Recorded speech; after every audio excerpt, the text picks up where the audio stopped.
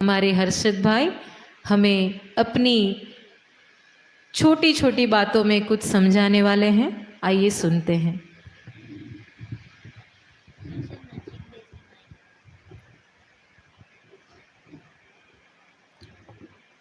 श्री हरसिद्धि मातनी जय, सद्गुरु देवनी जय, सत्य सनातन धर्म जय। या कुंदेन्दु तुषार धवला, या शुभ्र वस्त्राविता, या वीणा वरदंड मंडितकरा, या श्वेत पद्मासना, या ब्रह्माच्युत शंकर प्रभूतिभिर्देवः सदा वंदिता, सा मां पातु सरस्वती भगवती। निशेष जांड्या पहा, निशेष जांड्या पहा। बधाने मारा जय माताजी। आज श्रावण शुद्ध दशम एटले कि बाबाजीना तिथिनो धार्मिक पर्व। बाबा मुक्तानंदजी महाराज अने श्री अखंडानंद सरस्वती महाराजना कोटि कोटि वंदन। श्री जयानंद सरस्वती महाराज अने श्री कृष्णानंद सरस्वती महाराजनो कोटि कोटि वंदन।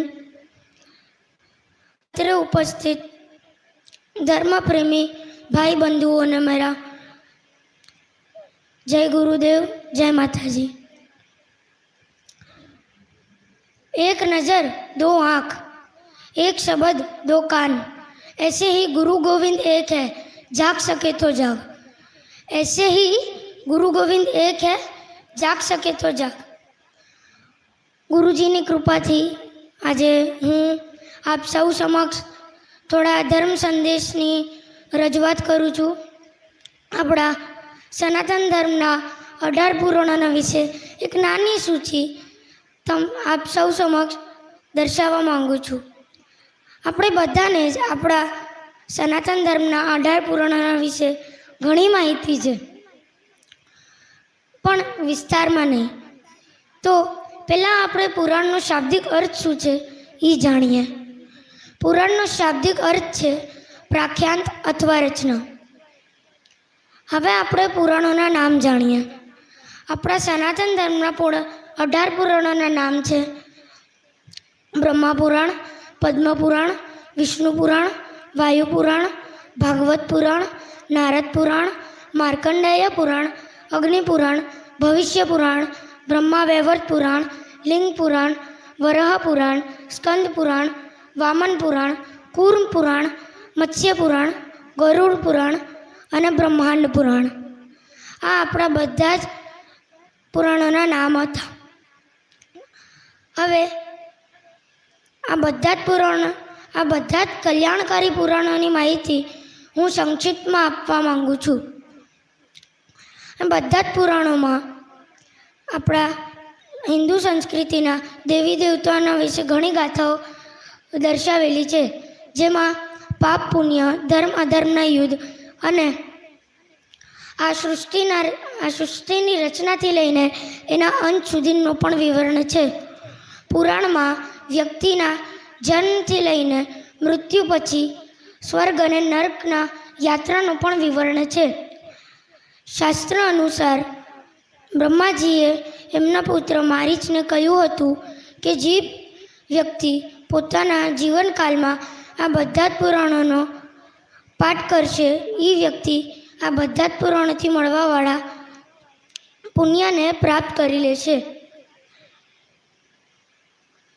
અને આજે આ શ્રાવણ માસનો એક ઉત્તમ દિવસે આપણે બધા અહીંયા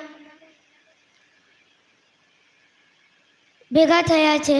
એટલે આપણે શિવ ભગવાન જેમને આપણે આ મહિનામાં આ દિવસે આપણે પૂજવા માટે ભેગા થયા છે, એમના વિશે એક નાની કથા આપ સૌ સમક્ષ દર્શાવવા માંગુ છું.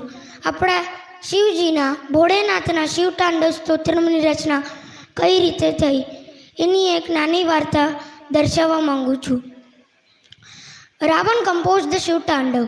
He was one of the greatest devotee of Lord Shiv. It is said that he used to go all the way to Kailash from Lanka to worship Lord Shiv every day.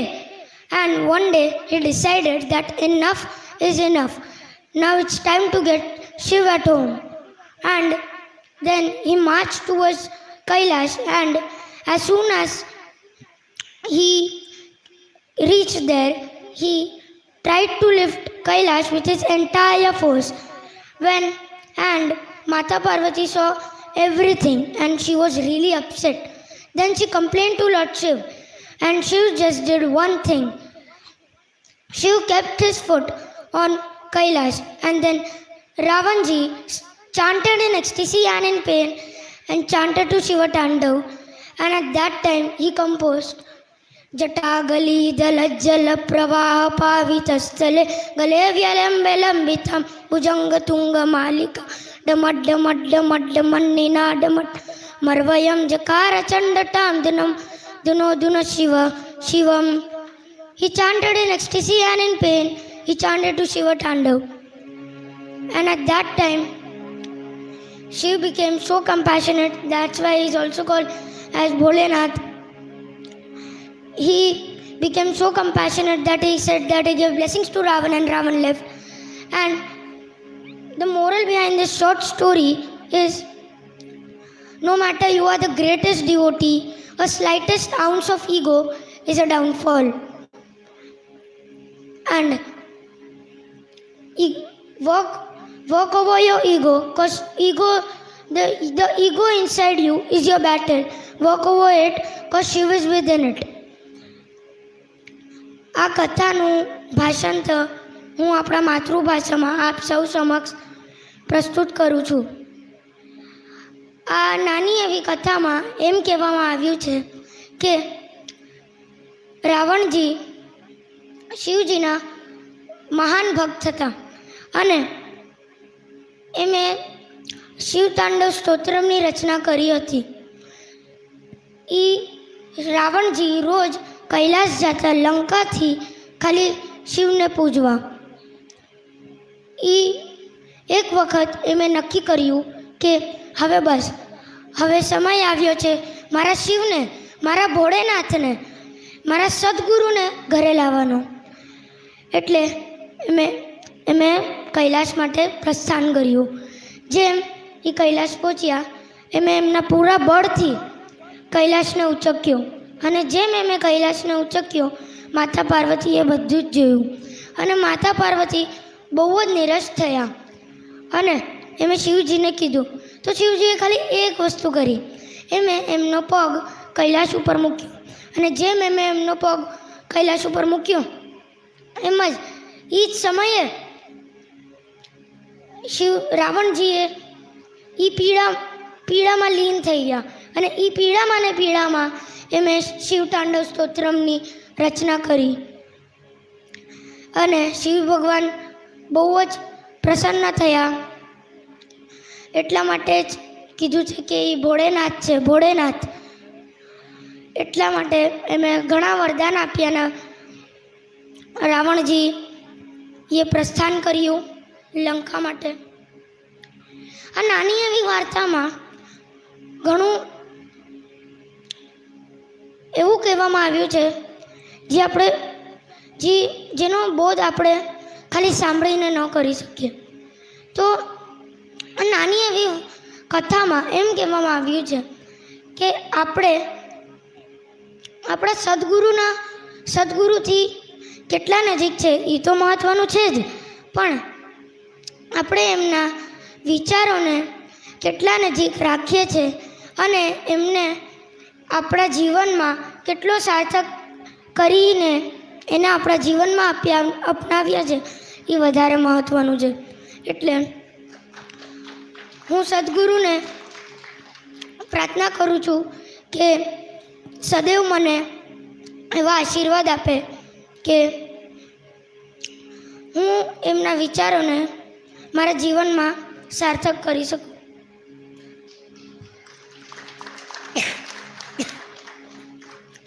ઓમ શ્રીમ હ્રીમ શ્રીમ કમલે કમલાલે પ્રસિદ્ધ પ્રસિદ્ધ.